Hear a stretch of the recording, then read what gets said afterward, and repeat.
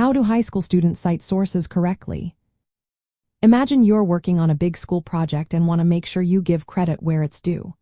Properly citing sources is a key part of doing that. It might seem tricky at first, but once you understand the steps, it becomes much easier. When you use someone else's words, ideas, facts, or images, you need to tell your readers where you got them from.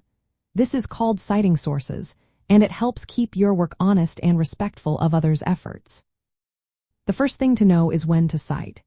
If you quote directly from a book or website, paraphrase someone else's ideas, summarize information, or include facts that aren't common knowledge, you must cite.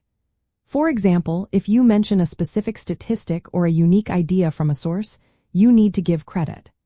This shows you're honest and helps avoid accidental copying, which is called plagiarism.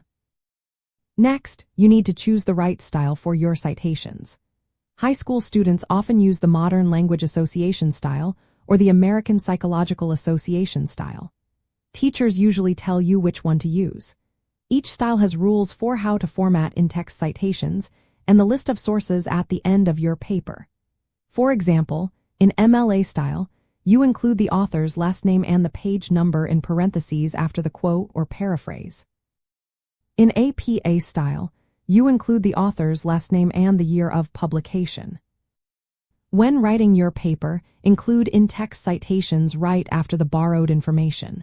This makes it clear which part of your work is from another source. For example, if you are quoting a book, you might write, "Students learn better when they study regularly, Smith 45. The number 45 is the page where you found that quote. At the end of your paper, you create a list called a works cited or reference list. This list contains full details about each source, like the author's name, the title of the book or article, the publisher, and the publication date. It helps your teacher find the original source if they want to check it. The list should be organized alphabetically by the author's last name and formatted according to the style you are using. Different sources need different citation formats. For example, citing a book involves listing the author, title, publisher, and year. Citing a website requires the URL and the date you accessed it. If you use images or videos, you need to credit the creator, especially if you include them in presentations or projects. Using citation tools like EasyBib or Zotero can make formatting easier, but always double-check their work. Automated tools can sometimes make mistakes, so compare your citations with a style guide to be sure they are correct. When citing sources, try to find the original or primary source whenever possible.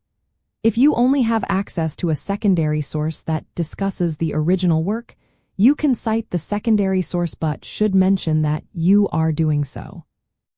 Finally, proper citation is part of academic honesty. It shows respect for the work of others and helps your teacher verify your research. Not citing correctly can lead to accusations of plagiarism, which can seriously affect your grades and reputation. By following these steps, you can confidently cite sources correctly. This not only improves your grades but also helps you become a responsible and trustworthy researcher. Remember, giving credit is an important part of learning and growing as a student.